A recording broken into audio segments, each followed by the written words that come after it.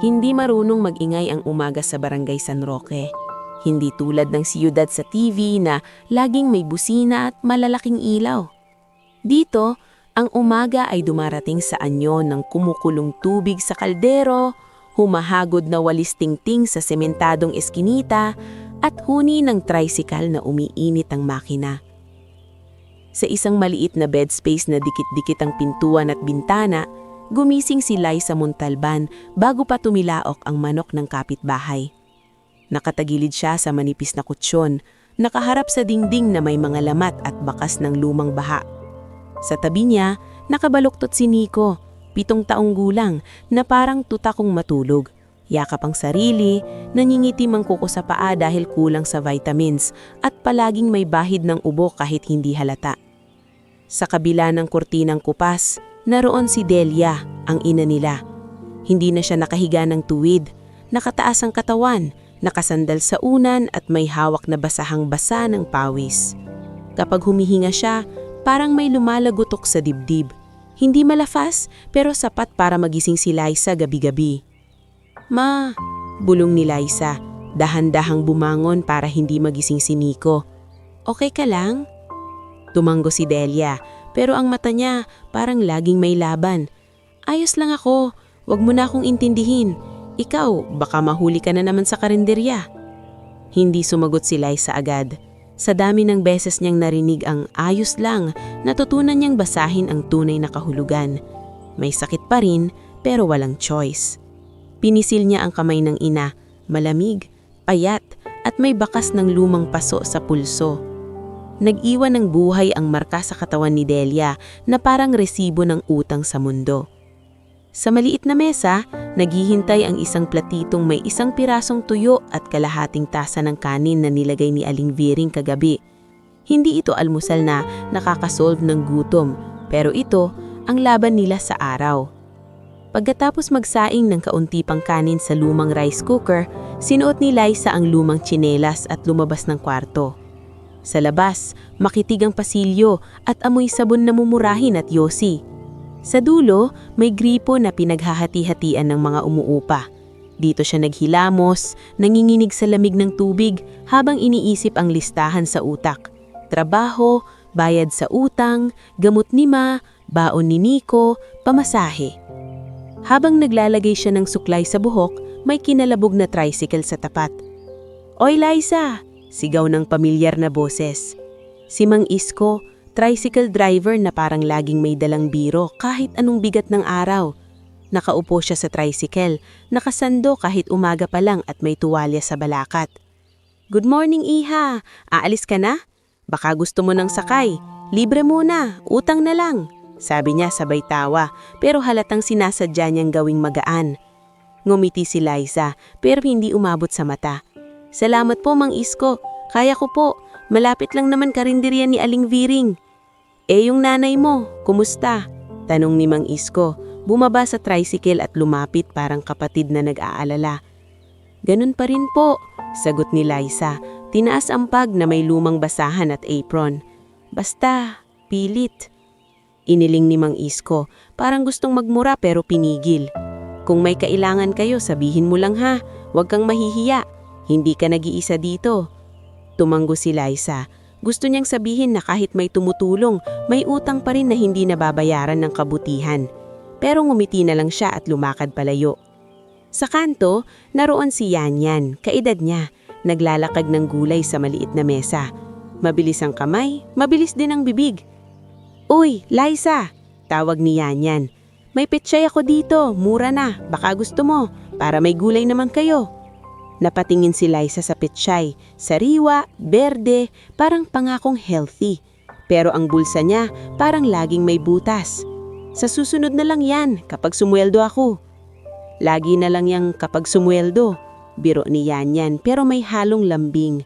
"O siya, ingat ha. Narinig mo ba? Nag-iikot na naman si Roland." Nagbago ang timpla ng hangin sa pandinig ni Liza. "Roland de Guzman?" "Oo, kanina lang may sinigawan siyang manong sa tindahan, di raw nagbayad." "Tss, parang mga lintayan." Hindi na sinabi ni Liza na kabilang sila sa listahan ni Roland. Hindi na bago sa kanya ang pakiramdam ng may nakasunod na anino kahit tanghaling tapat. Pagdating sa karinderya ni Aling Viring, bumungad ang amoy ng ginisang bawang at mantikang paulit-ulit ginagamit. Si Aling Viring ay matanda na, malakas ang boses, pero hindi masama ang puso. Matigas lang dahil tinurungan ng buhay. "Liza, bilisan mo, ang dami pang hugasin," sigaw niya mula sa kusina. "Opo, Aling," sagot ni Liza habang nagtatali ng apron. Maya-maya, dumating si Kuya Berto, security guard sa palengke, bibili ng almusal. "Aling Viring, 2 top silog," sabi niya. Tapos sumulyap kay Liza. "O Liza, kumusta si Delia?" "Ganun pa rin po, Kuya Berto," sagot niya habang naglalagay ng kanin sa plato. "Sabihin mo lang ha, may kakilala akong nurse sa health center, baka pwedeng i-priority," sabi ni Kuya Berto, seryoso ang mukha. "Salamat po," mahinang sagot ni Liza. Sa loob-loob niya, ang daming salamat sa buhay niya, pero hindi pa rin nadadagdagan ang laman ng wallet. Lumipas ang umaga sa pag-ikot ng routine. Hugas pinggan, punas mesa, kuha ng order, linis sa sahig. Sa bawat utos ni Aling Viring, tumatakbo ang katawan ni Liza na parang sanay ng hindi mapagod. Pero sa bawat minutong lumilipas, may isang bagay siyang iniisip. Paano ang gamot ni Ma? Paano ang baon ni Nico bukas? Bandang tanghali, napansin ni Aling Viring na napapahawak si Liza sa bulsa niya. Parang kinukwenta ang hindi makita. "Ano, may problema ka na naman?" tanong ng matanda. Wala dapat sagot si Liza, pero sa isang iglap, lumabas ang totoo. "Aling, sumiki po kasi. Yung pambili ng gamot ni Ma, kulang po yung natira." Huminga ng malalim si Aling Viring, parang nagdadalawang isip. "Bakit hindi ka humingi kay Nico? Kay Delia? Ikaw lang lagi." "Hindi po nila kasalanan," sagot ni Liza. Masyadong mabilis, masyadong sanay ipagtanggol ang pamilya. Napailing si Aling Viring at pumasok sa maliit na kwarto sa likod. Paglabas, may hawak siyang panyo. Inilabas niya roon ang ilang barya at isang maliit na papel na nakatiklop. "Oh," sabi niya, iniabot. "Hindi to utang, pero wag mo nang uulitin na mag-isa kang nagdadala. Naiintindihan mo?" Tinanggap ni Liza ang barya na parang mainit. "Salamat po, Aling. Salamat." "Hindi yan sapat," sabi ni Aling Viring, umiwas sa tingin. "Pero yan lang kaya ko ngayon. Punta ka na sa butika mamaya pagkatapos ng shift mo." Tumanggo si Liza. Sa unang pagkakataon sa araw na iyon, nakaramdam siya ng konting ginhawa. Ngunit ang ginhawang iyon, madaling natatabunan ng katotohanan. May utang, may singil, may gutom. Pagkatapos ng hapon shift, habang nagpapalit si Liza sa likod, biglang umubo ng malakas si Delia sa isip niya. Parang naririnig niya kahit wala siya sa bahay. Pinisil niya ang mga barya sa palad. Kaya pa ba? Paglabas niya ng karinderya, dumilim na ang langit kahit hindi pa gabi. May ulap na nagbabadyang ulan. Sa daan narinig niyang may tumatawag. "Liza!" Boses ni Teacher Malu, dala ang payong. Tumigil si Liza, nagulat. "Ma'am?" Si Teacher Malu ay dating guro niya noong grade 6. Siya yung teacher na may baong extra lapis para sa walang gamit at may puso sa batang tahimik. "Nabalitaan ko si Delia. Kung kailangan mo ng referral sa health center, sabihin mo ha." Nanglumo si Liza, pero pinilit ngumiti. "Salamat po, ma'am. Nag-aayos na po kami." Tinitigan siya ni Teacher Malu, parang nakita ang pagod sa ilalim ng tapang. "Hindi mo kainin lahat mag-isa, Liza. Hindi ka robot."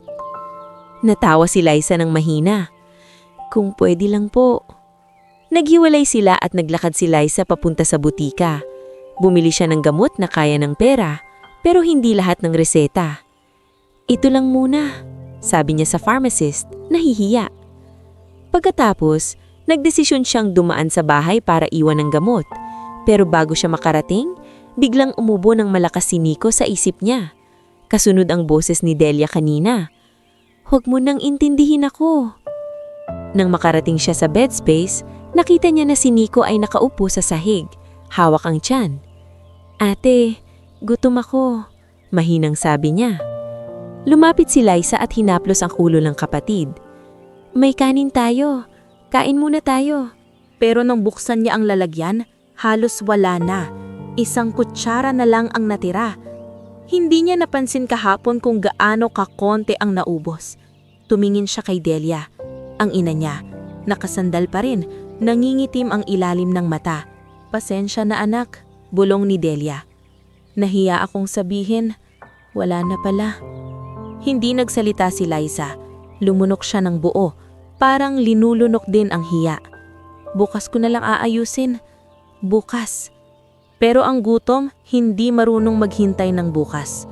Lumabas si Liza, dala ang maliit na supot ng gamot at barya sa bulsa. Sa dulo ng kalsada, kita ang ilaw ng San Cielo Bakery. Mainit na dilaw at amoy tinapay na dumadaloy sa hangin na parang panunukso. Naalala niya ang sinabi ni Yanyan. May program daw ang bakery minsan, pero hindi pa laging bukas para sa tira-tira. Hindi siya papasok para magnakaw, hindi pa. Ang gusto lang niya, baka may mabili kahit maliit, kahit tinapay na tig-5 piso. Para kay Nico, para lang sa gabing ito. Habang papalapit siya sa bakery, naramdaman niya ang bigat ng ulap at ang bigat ng mundo sa balikat. Sa likod niya, ang barangay ay patuloy sa ingay, pero sa dibdib niya, tahimik ang takot. At sa paglapit niya sa pintuan ng bakery, hindi niya alam na ang simpleng hakbang na iyon ang magsisimula ng isang gabing magbabago sa pangalan niya at sa mga taong akala niya'y untouchable. Ang ilaw ng San Cielo Bakery ay parang apoy sa gitna ng malamig na gabi. Mainit tingnan, pero hindi mo alam kung masusunog ka kapag lumapit ka.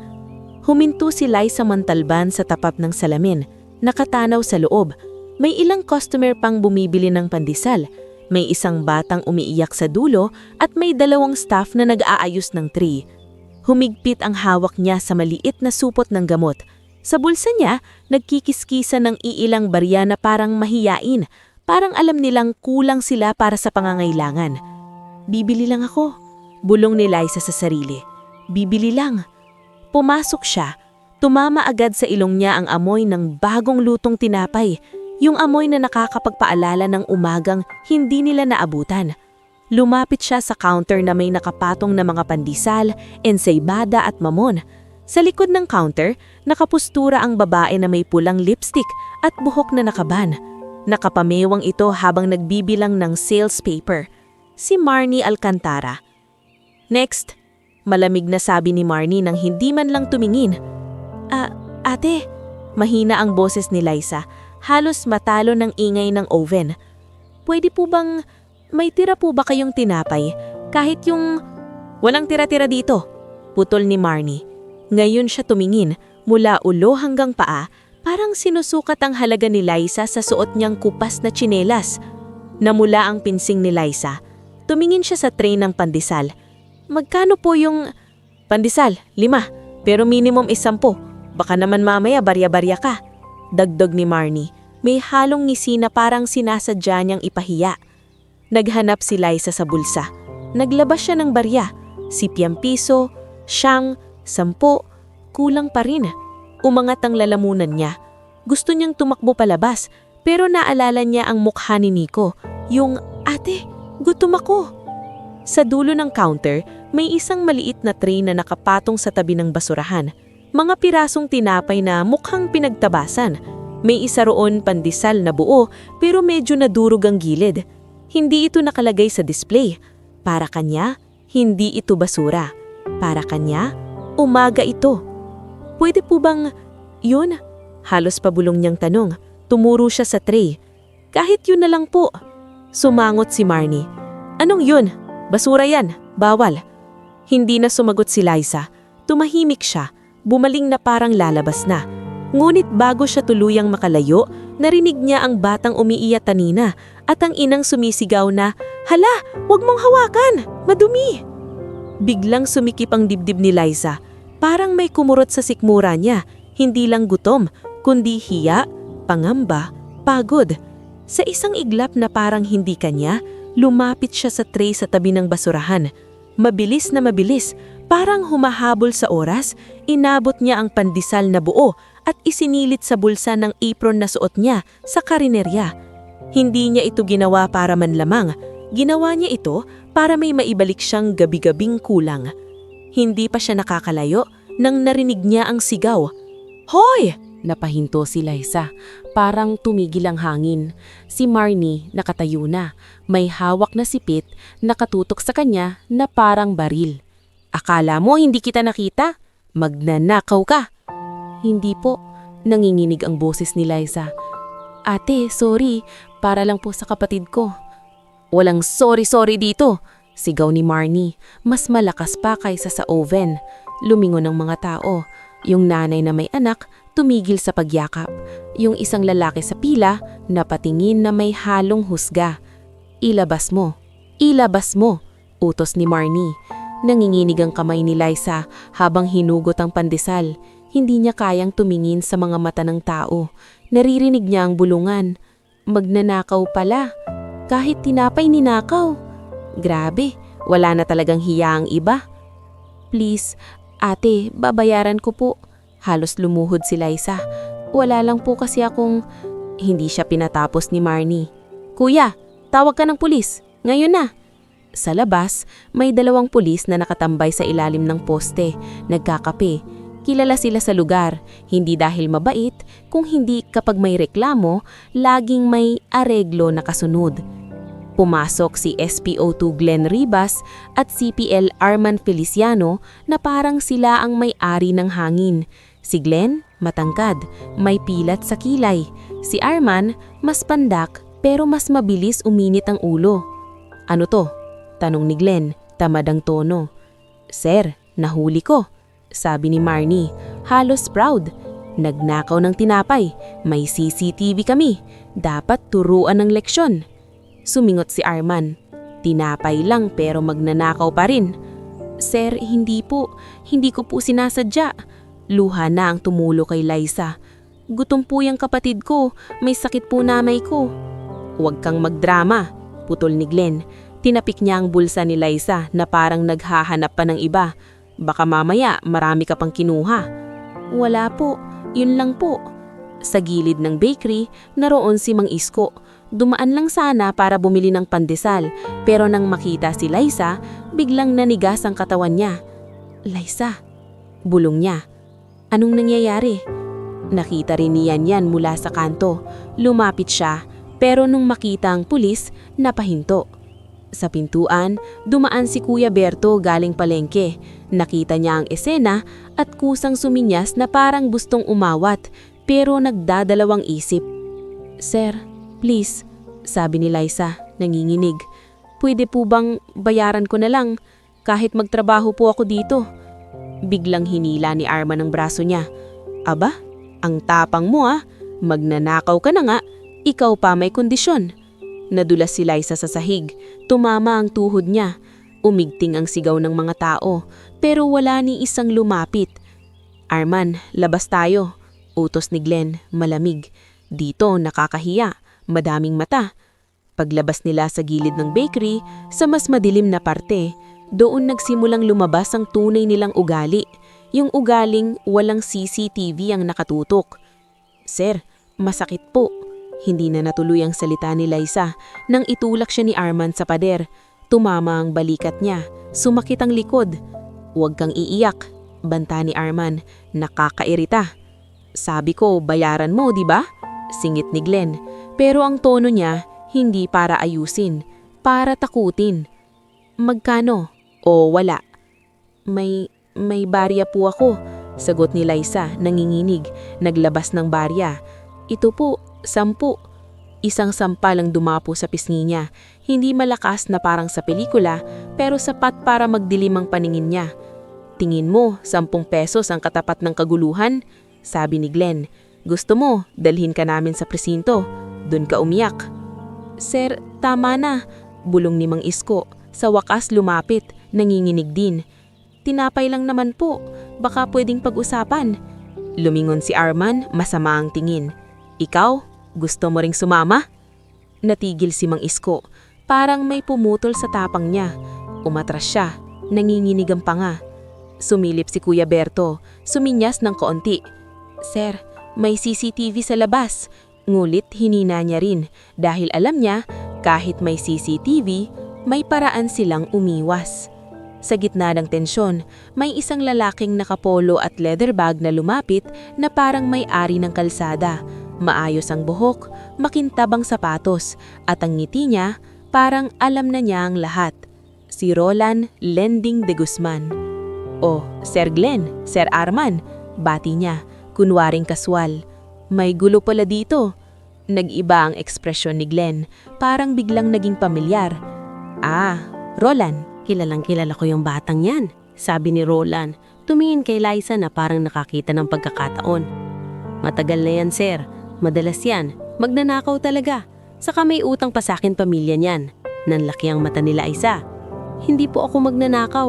Tumahimik ka," sabi ni Roland. Saka bumaling sa pulis. "Sir, alam naman nyo, kung gusto nyo tayo na lang mag-usap. Baka pwedeng areglo para di na kayo mahirapan." Hindi sumagot si Glenn agad. Ngumisi lang siya. Si Arman tumingin kay Liza na parang tinatantya ang kaya niyang pigain. Wala po akong pera," garalgal na sabi ni Liza. "May sakit nanay ko, kaya po ako." "Lahat naman may dahilan," sagot ni Glenn. "Pero lahat din may kapalit." Sa isang iglap, sinuntok ni Arman si Liza sa tagiliran. Hindi yung pangkil, pero yung pangtakot. Napaluhod si Liza, napahawak sa tagiliran, napasinghap. Lumuhod siya sa mismong semento na malamig at warumi, habang nagkakagulo ang dibdib niya. "Please," umiiyak na siya mayon, hindi na niya kayang pigilan. "Huwag po." "Dalhin na natin," sabi ni Glenn, parang napagdesisyonan na. Presinto. Hinila nila si Liza papunta sa patrol vehicle. Ang barya niya nahulog sa kalsada, nagkalat, parang buhay niyang hindi mabuo-buo. Si Yanyan nagtakip ng bibig at napaiyak. Si Mang Isko nakapako, galit at takot ang halo. Si Kuya Berto gusto mang sumunod, pero alam niyang kapag sumunod siya, baka siya rin ang baligtarin. Sa loob ng sasakyan, amoy pawis at lumang upuan. Tahimik si Liza, nanginginig, hawak ang tagiliran. Sa isip niya, ang pandesal, na ngayon ay kinuha na ni Marnie at itinapon sa basurahan, ay parang simbolo ng kung gaano kaliit ang kasalanang pinalaki ng mundo. Pagdating sa presinto, ibinaba siya na parang hindi tao. May desk officer na hindi man lang tumingala. "Anong kaso?" "Pagnanakaw. Sa bakery. May evidence." Hindi na pinakinggan ng paliwanag ni Liza. Pinapirma siya sa papel na hindi niya maintindihan. "Basahin mo," sabi ni Arman, pero sabay tulak sa kanya. "Hindi ko po kaya," sagot ni Liza. "Masakit po." "Wala akong pakialam," sagot ni Arman. "Pirma." Nang mailagay siya sa maliit na selda, saka lang siya nakaupo. Nakasandal siya sa pader, nanginginig. Hindi siya makaiyak ng malakas dahil parang kahit luha niya may singir. "Ma, Nico," bulong niya, parang dasal. "Pasensya na." Sa labas ng selda, naririnig niya ang tawanan ni Glenn at Arman. Naririnig din niya ang boses ni Roland sa telepono, parang may pinaplano. "Oo, bukas, saka natin ayusin to." Lumipas ang oras. Dumikit ng lamig sa balat ni Liza. Sa bandang hating gabi, may dumaan na matandang lalaki sa hallway. Nakasuot ng maayos na Amerikana, may kasamang isang mas batang babae na may folder. Hindi siya mukhang pulis, hindi rin mukhang ordinaryong tao. Huminto ang matanda sa tapat ng selda. Tahimik. Tumingin siya kay Liza, hindi yung tingin na humuhusga, kundi yung tingin na parang may hinahanap na katotohanan. Hindi alam ni Liza kung bakit, pero napaiwas siya sa hiya. "Sir, hindi po ako masamang tao," mahinang sabi, halos hindi marinig. Hindi sumagot ang matanda, pero sa maikling sandali, kumunot ang noo niya at kumislap ang mata na parang may bigat na naalala. Tumanggi siya ng bahagya, parang pangakong hindi pa masabi, bago siya tumalikod at maglakad palayo. Naiwan si Liza sa selda, yakap ang sarili, puno ng takot at pagod. Sa labas ng selda, patuloy ang gabi. Sa loob, may isang tanong na paulit-ulit sa dibdib niya. Kung ganito lang pala kababa ang halaga ko sa mundo, paano pa kami bukas? Hindi natulog ang gabi para kay Liza Montalban. Sa loob ng selda, ang oras ay hindi umiikot, gumagapang. Bawat segundo, may bigat na parang bakal sa dibdib niya. Nakaupo siya sa malamig na semento, nakasandal sa pader na amoy lumang ihi at pawis. Kapag ipinikit niya ang mata, bumabalik ang tunog ng sampal, ang kirot ng suntok sa tagiliran, at ang mukha ni Nico na nangsasabing gutom siya. Sa labas ng selda, patuloy ang tawanan ni Nasputu Glenn Rivaras at Korporal Arman Feliciano. May mga biro sila tungkol sa tinapay. Parang laruan ng buhay ng tao. Sa bawat tawa nila, mas lumiliit ang pakiramdam ni Liza, hanggang sa parang gusto na lang niyang maging hangin para hindi masaktan. Bandang madaling araw, bumukas ang pinto ng presinto na may kaluskos ng susi. Dumaan ang desk officer, sinilip ang selda, saka muling umalis. Walang tanong kung okay siya, walang tanong kung nasaktan siya, para lang siyang kahon na itinabi. "Ma, Nico," bulong niya sa dilim. "Pasensya na." Naaalala niya ang matandang lalaking dumaan sa hallway kagabi. Maayos ang Amerikana, tahimik ang tindig, at ang tingin na hindi nang aalipusta. Hindi niya alam kung sino yon, pero sa sandaling iyon, naging kakaibang sinag sa isip niya. May nakakita, may nakarinig, may hindi tumawa. Pagsapit ng umaga, pumasok ang liwanag sa maliit na bintana na may rehas. Sa labas, rinig ang tunog ng mga motor, mga nagmamadaling tao, at mga boses ng nagtitinda sa kalsada. Para sa iba, normal na araw iyon. Para kay Liza, araw iyon na hindi niya alam kung makakauwi pa siya ng hindi mas lalong durog.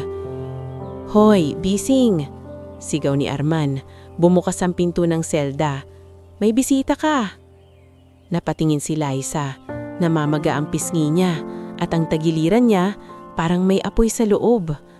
"Sino po?" mahinang niyang tanong. Hindi sumagot si Arman. Tinapik niya ang rehas, parang nangaasar. "Mayayaman! Ewan ko sa'yo, baka may nagmagandang loob." Sumunod si Liza, dahan-dahan, paika-ika. Habang naglalakad siya sa hallway, naririnig niya ang bulungan ng mga tao sa presinto. May mga sulyap na nagtatanong, "Sino yan? Bakit may bisita?" Pagdating niya sa maliit na receiving area, dun siya napahinto. May isang babae roon, naka-blazer, maayos ang buhok, at may hawak na folder na parang punong-puno ng papeles. Ang tindig niya ay hindi nakakatakot, pero matatag. Sa tabi niya, nakatayo ang matandang lalaking nakita ni Liza kagabi. Mas malinaw ngayon sa liwanag. Puti na ang buhok, may salamin, at may mukha ng taong sanay magpigil ng emosyon dahil maraming beses na niyang nakita ang mundo na hindi patas. "Ako si Attorney Sienna Rojas," mahinahong sabi ng babae, pero bawat syllable parang may timbang. "Ikaw si Liza Montalban?" Tumanggo si Liza, hindi makasalita. Hindi niya alam kung dapat ba siyang matakot o umasa. "Narinig namin ang nangyari kagabi at gusto naming tiyakin na hindi ka na muling masasaktan." Huminga si Liza ng malalim, pero sumakit ang tagilihan niya. "Bakit po kayo?" Nautal-utal siya. "Hindi ko po kayo kilala." Bumaling ang matandang lalaki, tumitig sa kanya. Sa unang pagkakataon, nagsalita siya. "Ako si Dr. Leandro Santillan." Mababa ang boses, pero may otoridad na hindi kailangan sumigaw. "Dumadaan ako rito kagabi. Narinig ko ang sigawan at nakita ko ang kondisyon mo." Parang may bumagsak sa dibdib ni Liza. Siya pala. Siya yung tumingin, yung hindi tumawa. "Sir, hindi po ako masamang tao," ulit niya, halos parang bata na humihingi ng paniniwala. "Alam ko, kaya nandito ako." Hindi pa man nakakahinga ng buo si Liza, biglang bumukas ang pinto ng presinto at pumasok ang ilang taong mukhang hindi pang barangay. May dalawang lalaking naka-long sleeves na may ID, isang nurse na may dalang maliit na medical bag, at isang staff na may hawak na envelope. Nagkagulatan ng mga pulis. Si Glenn na kanina'y lakad-hari, biglang tumuwid ang tindig. "Ano to?" tanong niya, pero halata ang kaba. Lumapit si Attorney Sienna sa desk. "Pakiusap, tawagin ng hepe, ngayon." Parang gusto pang magmatigas ang desk officer, Pero nang makita ang ID na inilabas ni Attorney Siena, napalunok ito. Tumanggo at tumakbo papasok. Sa isang sulok, naroon si Arman, nakapamewang pa rin. Ngunit sa mata niya, may kung anong nagbago. Parang biglang naalala niyang kaya rin pala siyang sindakin ng mas malaking tao. "Maupo ka muna," sabi ni Nurse Kyla. Ngumiti kay Liza. "Ako si Nurse Kyla Briones. Titignan natin yung pasa mo." "Okay lang po ako," reflex ni Liza. Sanay magpakatatag. Umiling si Nurse Kyla. "Hindi okay ang bugbog. Hindi yan normal." Samantala, dumating ang hepe, si Lieutenant Colonel Damaso Oreta. Pawisan, halatang nagmamadali. Pagpasok pa lang, nakita niya si Dr. Santillan at biglang iba ang kulay ng mukha niya. Dr. Santillan." Nautal na bati ng hepe. "Ano pong ginagawa ninyo dito?" Hindi ngumiti si Dr. Santillan. "Hihingi ako ng paliwanag." Diretsyong sabi niya. "Bakit may babaeng nasa kustodiyan ninyo na may pasa at hirap huminga dahil sa kaso ng isang pirasong tinapay?" Natahimik ang presinto. Parang tumigil ang electric fan sa hangin. Sumingit si Glenn, pilit matapang. "Sir, nag-resist po kasi siya." At pinutol siya ni Attorney Siena, naglabas ng folder. May CCTV ang bakery at may dashcam footage ang isang motoristang nakaparada sa labas. Nakita ang pananakit. Nakita rin ang pagpilit ng pirma sa presinto. "Kung gusto ninyo, ipapakita ko ngayon. Kung ayaw ninyo, ihahain ko na sa Internal Affairs." Nanlaki ang mata ni Lieutenant Colonel Oreta. "Dashcam?" May mga tao palang hindi natatakot mag-record, malamig na sagot ni Attorney Siena. At may mga taong handang magsalita. Sa gilid, biglang pumasok si Mang Isko, hingal, kasama si Yanyan. Halatang pinilit nila ang tapang nila. Sa likod nila, dumating din si Kuya Berto, naka-uniform pa. "Sir," sabi ni Mang Isko sa hepe, nanginginig pero tumitingin sa mata. "Saksi po kami, hindi po tama yung ginawa nila." Sumunod si Yanyan, mas matapang ang boses kahit nanginginig ang kamay. "Tinapay lang po yun, pero binugbog siya. Nakita ko po." Si Kuya Berto naman, mas mahinahon pero matalim. "May footage din po sa palengke camera. Kita pong hinila siya. Kung gusto niyo po, pwede kong i-request." Parang may dumugundong sa dibdib ni Liza. Hindi niya makapaniwala. Ang mga taong kahapon, natakot. Ngayon, nandito. Naglalakad sa apoy para sa kanya. Sa gitna ng tensyon, lumabas ang isang staff ni Dr. Santillan at bumulong sa hepe. Hindi narinig ni Liza ang sinabi, pero nakita niya ang reaksyon. Nanigas ang hepe, napasulyap kay Glenn at Arman. "Glenn?" Mahinang sabi ni Lieutenant Colonel Oreta, pero halatang may laman. "Arman, pumunta kayo sa opisina ko, ngayon." Hindi makatingin si Glenn. Si Arman, napalunok. Parehong biglang nawala ang yabang, parang kandilang nauubos. May isa pang pumasok na opisyal, hindi uniform ng presinto, mas mataas ang tindig at may dalang folder na may seal. "Good morning," sabi nito. "Ako si Superintendent Ramon Quiambao, from Internal Affairs Liaison. May request dito para sa immediate documentation ng incident." Lalong nanlaki ang mata ng lahat. Si Glenn halos manginig. "Hindi pa po kami nagfa-file," mabilis na sabi ni Attorney Siena. Pero hindi siya nagulat. Parang inaasahan niya. Pero salamat sa mabilis na response. Tumanggo si Superintendent Quiambao, saka tumingin kay Dr. Santillan na parang may respeto. "We received a call." Doon naintindihan ni Liza, si Dr. Santillan hindi lang basta matanda. May boses siya na naririnig kahit sa loob ng mga opisina. Habang ginagamot ni Nurse Kyla ang pasa ni Liza, pinisil ni Liza ang gilid ng upuan. "Sir, bakit niyo po ito ginagawa?" Tanong niya kay Dr. Santillan, halos pabulong. "Hindi niyo naman po ako kilala." Umupo si Dr. Santillan sa tapat niya, dahan-dahan, parang ayaw niyang takutin siya. "May mga panahon sa buhay," sabi niya, "na makikita mo ang isang tao at maaalala mo ang mga taong walang nagligtas noon." Napatingin si Liza. Hindi niya alam ang sasabihin. "May programa ang foundation namin, tumutulong sa mga pamilyang nasa ganitong sitwasyon. Pero higit sa tulong, gusto kong maramdaman mo na may pananagutan ang mundo sa ginawa sa'yo." Pumikit si Liza, tumulo ang luha. Hindi ito luha ng hiya. Luha ito ng unang beses may naniwala. Lumapit si Atty. Siena. Liza, uuwi ka ngayon. Hindi ka na matutulog dito. At sisiguraduhin naming may proteksyon ka. Pero si Nico, garalgalang boses ni Liza. Wala pong mag-aalaga. May staff kami na pupunta sa inyo at tatawag tayo sa barangay social worker. May mag-a-assess ng needs ninyo. Parang makalaking pangako pero sa tono ni Atty. Siena, hindi ito hangin. Sa labas ng opisina, narinig ni Liza ang mahinang boses ni Lieutenant Colonel Oreta na parang nakikiusap. Dr. Santillan, pasensya na po. Hindi namin alam na... Hindi kailangan alam ninyo kung sino siya. Ang kailangan ninyo ay gawin ng tama kahit sino pa ang nasa harap ninyo.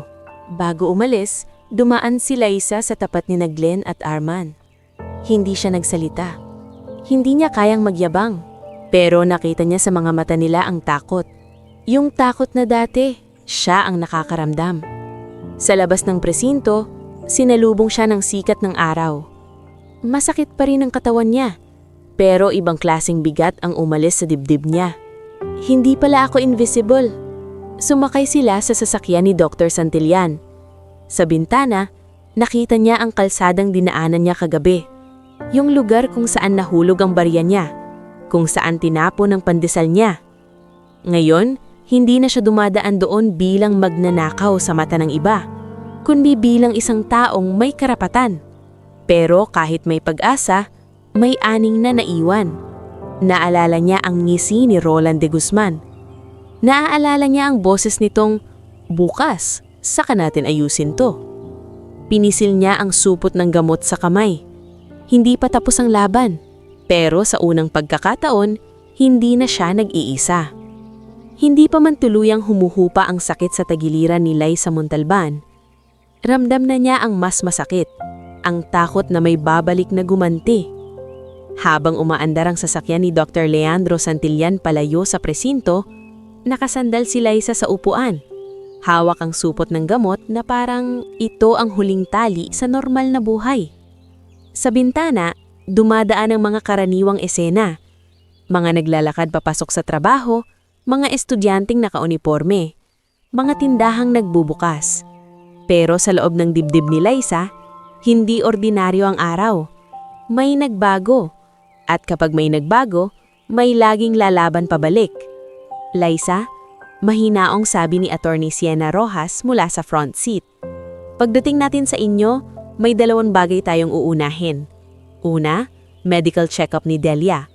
Pangalawa, documentation ng nangyari sa'yo. Kailangan nating maging maingat. Tumanggo si Liza. Opo. Gusto niyang magtanong kung gaano katagal ang proseso, pero natatakot siyang marinig ang salitang matagal. Dahil ang buhay nila, hindi pwedeng maghintay.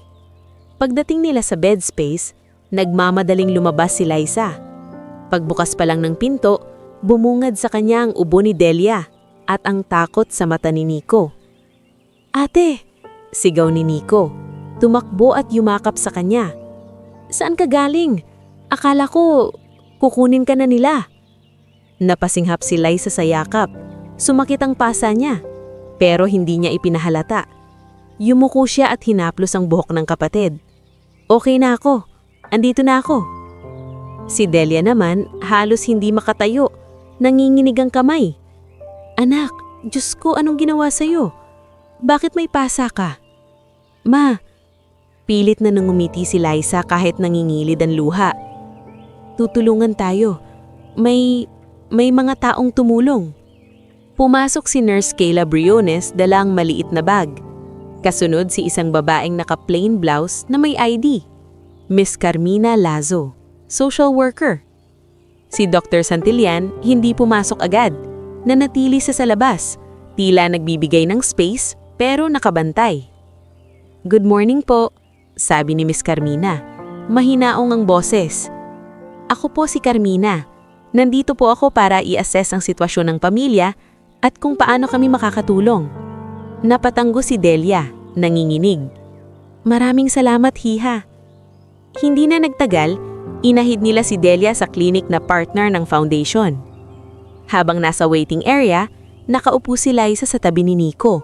Hawak ang maliit na kamay nito. Ang bata, tahimik, pero biglang bumulong. Ate, yung lalaking si Roland, pumunta dito kagabi. Sabi ni Nico, halos pabulong din. Parang binuhusan ng malamig na tubig ang batok ni Liza. Ano? Tumanggo si Nico. Kumapit sa kanya. Nagtanong siya kay mama kung nasaan ka. Sabi niya, sabihin mo sa anak mo, may utang pa kayo. Tapos tumawa. Napapikit si Liza. Naaalala niya ang ngisi ni Roland de Guzman. Sabi ko na. Lumapit si Attorney Siena, halatang narinig. Roland went to your home? Tanong niya, biglang seryoso. Opo, sagot si Liza, nanginginig. Sir, baka gumanti siya. Hindi nang ngumiti si Attorney Siena. We'll document that. It's intimidation. Nang matapos ang check-up ni Delia, lumabas ang doktor at ipinaliwanag na kailangan ng tuloy-tuloy na gamot at posibleng oxygen support kapag sumumpong. Hindi pa ito emergency level, pero hindi rin pwedeng pabayaan. Nang marinig iyon, yumuko si Liza. Parang biglang bumigat ulit ang mundo. Lumapit sa kanya si Dr. Santillan. Hindi mo kailangang buhatin mag-isa. Sabi niya, may paraan. Sir, ayoko pong maging pabigat. Garalgal ang boses ni Liza. Baka sabihin nila, nagpapakawawa lang ako. Umiling si Dr. Santillan. Ang humingi ng tulong ay hindi kahinaan. Ang kahinaan ay ang ginawa sa'yo, yung pananakit. Doon tayo magfo-focus. Kinabukasan, nagsimula ang tunay na pag-igting. Sa barangay, kumalat ang balita. May mga taong pumapanig kay Liza, may mga taong nagsasabing buti nga, at may mga taong tahimik lang pero nakatingin. Dumaan si Teacher Malu dalang prutas, si Mang Isko naghatid ng lugaw, si Yanyan nagdala ng gulay kahit konti, si Kuya Berto nagbigay ng kontak ng isang CCTV technician. Pero sa kabilang dulo ng araw, may dumating na sulat. Isang brown envelope na walang pangalan, isinuksok sa ilalim ng bed space. Nang buksan ni Liza, may nakasulat sa papel. Hindi perpektong sulat kamay, pero malinaw ang mensahe. Umayos ka. Baka madamay nanay mo at kapatid mo. Naninig ang kamay ni Liza. Naramdaman niyang parang bumalik ang kamay ni Arman sa braso niya. Liza, sabi ni Delia, umiiyak. Tama na, huwag na tayong lumaban. Baka mapahamak kayo ni Nico. Humigpit ang panga ni Liza. Dati, susunod siya. Dati, lulunok siya. Pero ngayon, may mga taong tumayo para sa kanya. May CCTV, may abogado, may mata na nakatingin. Ma, mahinang sabi ni Liza, pero may tigas. Kung titigil tayo ngayon, uulit lang sila sa iba, hindi lang sa atin. Nang gabing iyon, nag-meeting sa maliit na office ng foundation. Nandun si Dr. Santillan, Attorney Siena, Nurse Kaela, Miss Carmina at sinamang Isko at Yanyan bilang witnesses. Dumating din si Kuya Berto para sa security perspective. Okay, sabi ni Attorney Siena, binuksan ang folder. We'll proceed in 2 tracks, police administrative complaint and criminal complaint for physical injuries and abuse. Separate track din ang complaint against the bakery for unlawful detention and public shaming, depending on evidence. Tumanggo si Mang Isko, pero halatang kabado. Attorney, totoo po bang delikado to? Tumingin si Attorney Siena sa kanya. Yes, it can be. But we will ask for protection orders where applicable, and kung may pananakot, mas lalong lumalakas ang kaso. Sumingit si Yanyan, nanginginig pero matapang. Attorney, may text po ako. Si Roland nag-message sa akin. Sabi niya, huwag kang makialam. Hindi ka taga dito. Good, sagot ni Attorney Siena. Screenshot, print, keep original phone. Napahawakan si Liza ng dibdib. Parang biglang naging totoong-totoo ang laban. Ilang araw pagkatapos, dumating ang hearing sa police station at internal affairs. Si Lieutenant Colonel Damaso Oreta ay nakaupo sa harap. Mukhang pilit inaayos ang sitwasyon. Nandun sina Glenn at Arman, parehong tahimik. May halong galit at takot.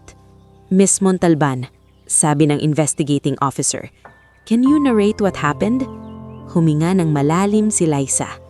Ang boses niya nanginginig pero hindi na tulad ng dati na durog. Pumasok po ako sa bakery para bumili. Wala po akong sapat. Nakiusap po ako. Pero pinihiya po ako ni Marnie. Tapos kinuha ko po yung tinapay sa tray para po sa kapatid ko. Nahuli po ako. Tinawag ang pulis. Hinila po nila ako. Sinampal, sinuntok, pinilit pirmahan ng papel. Habang nagsasalita siya, nararamdaman niyang nakatingin ang lahat. May mga mata na naghuhusga, pero may mga mata rin na nakikinig. Sumingit si Glenn, pilit depensa. Nag-resist po siya at objection, mabilis na sabi ni Attorney Siena. "We have CCTV footage. We have dashcam. There was no lawful procedure. There was excessive force." Ipinakita ang footage. Sa screen, kitang-kita ang pagtulak, ang hinila, ang suntok. Walang music, walang drama, pero mas masakit sa mata dahil totoo. May ilang pulis na napayuko, may isang staff na napamura. Si Lieutenant Colonel Damaso Oreta namutla. At doon, sa gitna ng katahimikan, dumating si Superintendent Ramon Quiambo na may dalang dokumento. Based on preliminary findings, we're placing SPO2 Glenn Rivas and Corporal Arman Feliciano under preventive suspension pending formal investigation. Parang tinamaan ng batuang hangin. Nanlaki ang mata ni Glenn. "Sir." "Walang sir. Putol ni Superintendent Quiambo. "The evidence is clear." Sa labas ng hearing room, naghintay si Liza, naninginig. Sumunod ang mas mabigat, ang barangay at community. Sa kabilang araw, dumating si Marnie Alcantara sa harap ng foundation office. May kasamang 2 staff ng bakery. Mukha siyang matapang pero halata ang kaba. "Attorney," Sabi ni Marnie, pilit ngumimit, "Baka naman pwedeng ayusin na lang. Nadala lang, trabaho ko lang maging strikto. Baka pwedeng apology na lang." Tumingin si Attorney Siena sa kanya, malamig. "You publicly humiliated a hungry girl. You called officers who used violence, and now you want to apology na lang?"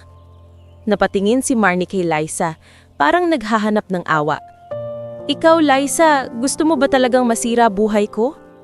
Doon nagsalita si Liza, unang beses na diretsyong tumingin sa kanya. "Ate, nung pinahiya mo ko, naisip mo ba buhay ko? Nung tinawag mo sila, naisip mo ba nanay ko, kapatid ko?" Natahimik si Marnie. "Hindi ko po gustong manira," dagdag ni Liza, nanginginig pero malinaw. "Gusto ko lang hustisya, para hindi na maulit." Samantala, si Roland de Guzman, hindi natahimik. Sa palengke, may kumalat na balita na naghahanap siya ng lalaking gagawa ng paraan. May isang gabi, may kumalabog sa pintuan nila. Buti na lang nandoan si Kuya Berto at ilang barangay tanod na inasikaso ni Miss Carmina. "Liza," sabi ni Kuya Berto, mahina pero seryoso. "Hindi na to basta utang. Paranakot na to. Kailangan nating i-report lahat." Tumanggo si Liza, nangingilid ang luha. "Opo." Sa gitna ng kaguluhan, dumating ang isang maliit na liwanag na hindi niya inaasahan. Inanyayahan siya ni Dr. Santillan sa foundation office. "Liza," sabi niya habang iniabot ang isang brochure. "May scholarship at training program kami. Hindi ito charity show. Ito ay investment sa taong may tapang." Tiningnan ni Liza ang brochure. Bookkeeping training program. May allowance, may certification, may job placement. "Sir, bakit ako?" Talong ni Liza, halos hindi makataniwala. "Dahil nakita ko kung paano ka tumayo kahit nanginginig," sagot ni Dr. Santillan. "At dahil ang hustisya, hindi lang dapat tungkol sa pagpaparusa. Dapat may pagbawi. Dapat may bagong simula." Humigpit ang hawak ni Liza sa brochure. Sa labas, may mga kaaway pa, may mga hearing pa, may takot pa. Pero sa unang pagkakataon sa mahabang panahon, may nakikita siyang pinto. Hindi lang para makatakas, kundi para makaalis sa ilalim ng paa ng mga taong sanay manapak ng mahihina. At sa gabing iyon, habang natutulog si Nico sa tabi ng ina nilang si Delia, nakaupo si Liza sa gilid ng kama, hawak ang brochure. Umiyak siya ng tahimik, hindi dahil talo, kundi dahil sa wakas, may pag-asa na hindi lang salita. Pero sa ilalim ng pag-asa, alam niyang may huling pagsubok pa, dahil ang mga taong nasanay manakot, hindi basta sumusuko. At si Roland, hindi pa siya tapos. Hindi na bumalik ang gabi sa dati, kahit natutulog si Nico sa tabi ni Delia, kahit tahimik ang barangay pagpatak ng 10:00, may natitirang tunog sa pandinig ni Liza Montalban. Tunog ng mga kalabog, ng banta sa papel, ng yabang na biglang naging takot sa presinto. Ang pag-asa, oo, dumating. Pero hindi ito dumating parang himala. Dumating ito na parang trabaho. Kailangan mong paghirapan. Araw-araw, kahit nanginginig ka. Kinabukasan, pagkatapos niyang hawakan ng brochure ng bookkeeping training program, dinala si Attorney Siena sa foundation office para pirmahan ang mga requirements. May testing, may interview, at may schedule. Habang naglalakad sila sa koridor na amoy bagong pintura at kape, hindi mapigilan ni Liza ang tanong, "Attorney, paano kung hindi ko kaya? Hindi naman po ako magaling sa mga ganyan." Huminto si Attorney Siena at tumingin sa kanya. "Liza, nakaya mong tumayo sa hearing kahit nanginginig, nakaya mong sabihin ng totoo sa harap ng mga pulis na nanakit sa'yo. Mas mahirap ang mga yon kaysa sa numbers." Napangiti si Liza ng bahagya, pero biglang bumalik din ang kaba. "Pero baka sabihin ng mga tao, nagpapalaki lang ako ng ulo." "Hayaan mo sila," sagot ni Attorney Siena, diretsyo. "Ang mahalaga, hindi mo nahahayaang ipahiya ka ng mundo ng walang laban." Sa training orientation, nakilala ni Liza ang ibang trainees, sina Maris Del Mundo, single mom na dating cashier, sina Bong Sarmiento, tahimik na lalaki na galing construction, at sina Jewel Paredes, college dropout na gustong bumawi. Hindi sila magkakapareho ng kwento, pero pare-pareho ang pagod sa mata, at pare-pareho ang pag-asa gustong buhayin. "Hello, ikaw si Liza, no?" Tanong ni Maris, umiti.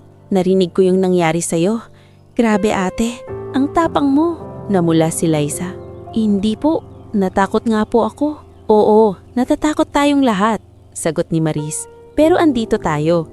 Ibig sabihin, lumaban tayo kahit takot." Sa unang linggo ng training, halos sumakit ang ulo ni Liza sa dami ng modules. Basic accounting, ledgers, receipts, petty cash. Umuuwi siyang may dalang papel at lapis.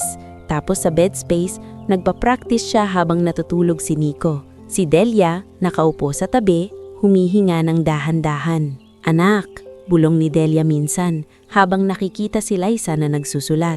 "Huwag mo nang pagurin sarili mo. Baka bumigay ka." Tumingin si Liza sa ina. "Ma, ngayon lang ako may nakikitang daan. Ayokong sayangin." Dahan-dahang hinawakan ni Delia ang kamay niya. "Hindi ko alam paano magpasalamat. Kasi dahil sa'yo, may pag-asa si Nico." Napapikit si Liza. "Hindi lang po dahil sa akin, ma. Dahil din po sa mga tumulong. Sa Mang Isko, Yan, Kuya Berto, kay Teacher Malu." Parang nabuo sa isip niya ang isang mahalagang bagay. Dati, akala niya mag-isa siya sa laban. Ngayon, may komunidad. At totoo nga, mula nang lumabas ang balita tungkol sa nangyari kay Liza, may mga taong nagsimulang gumalaw. Si Councilor Priska Yumul, barangay councilor na kilala sa pagiging masipag, nagpunta sa lugar nila kasama ang ilang volunteers. "Liza," sabi ng councilor, "may gagawin tayong maliit pero tuloy-tuloy. Community pantry, pero hindi lang basta bigay. May skills corner. Para ang tulong, hindi lang para sa isang araw." Nandoon si Miss Parmina Lasso, nakangiti, at si Dr. Santillan, tahimik sa likod, pero halatang suportado ang plano. Si Aling Viringa, kahit masungit, nagtaas ng kamay. "Magluluto ako ng lugaw," sabi niya. "Huwag na kayong mag-arte, basta may bigas." Tumawa ang mga tao. Sa gitna ng bigat ng buhay, may mga sandaling ganito. Sandaling parang humihinga ang barangay. Pero hindi pa rin nawawala ang panganib. Isang hapon, habang pauwi si Liza galing training, napansin niyang may lalaking nakasunod. Nakakap, nakatsinelas, hawak ang cellphone. Hindi siya lumalapit, pero laging nasa likod. Pinabilis ni Liza ang lakad. Tumawid siya sa ibang eskinita, pumasok sa karinderya ni Aling Viring, nagkunwaring may bibilhin. Paglingon niya sa bintana, nandoon pa rin ang lalaki, nakatayo sa poste. Nang gabing iyon, sinabi niya kay Kuya Berto, "Kuya, may sumusunod po sa akin." Mahina niyang sabi. Sumeryo sa Kuya Berto, "Baka tauhan ni Roland. Sige, mula bukas, magpapahatid ka sa akin o kay Mang Isko kapag gabi." "Pero kuya, huwag ka nang tumanggi." Putol ni Kuya Berto, pero hindi galit, proteksyon.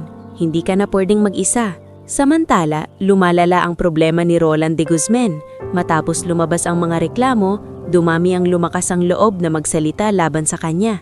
May isang tinderang si Lolit Basco na nagreklamo ng extortion, may isang pedicab driver na si Tomas Hilario na nag-complain ng pananakot, at may isang karpinterong Jerry Manlapas na nagpakita ng resibo ng patong sa utang.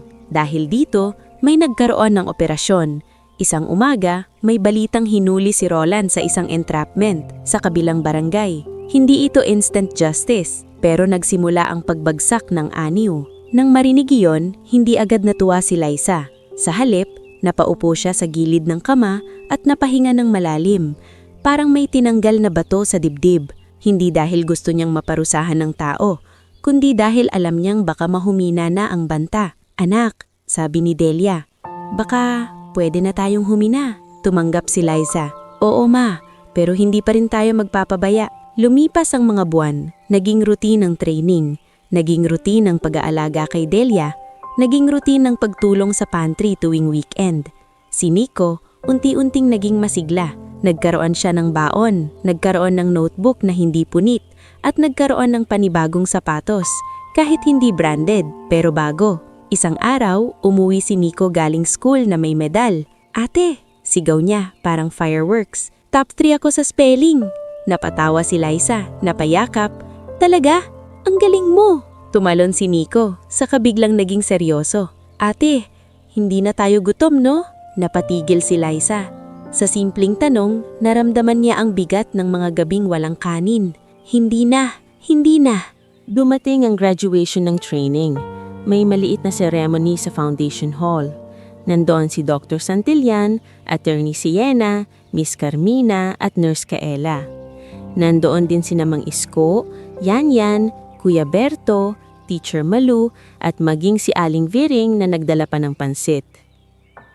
Liza Montalban, tawag ng facilitator, Certified Bookkeeping Assistant. Umakyat si Liza, nanginginig, pero hindi na dahil sa takot, kundi dahil sa hindi siya makapaniwala.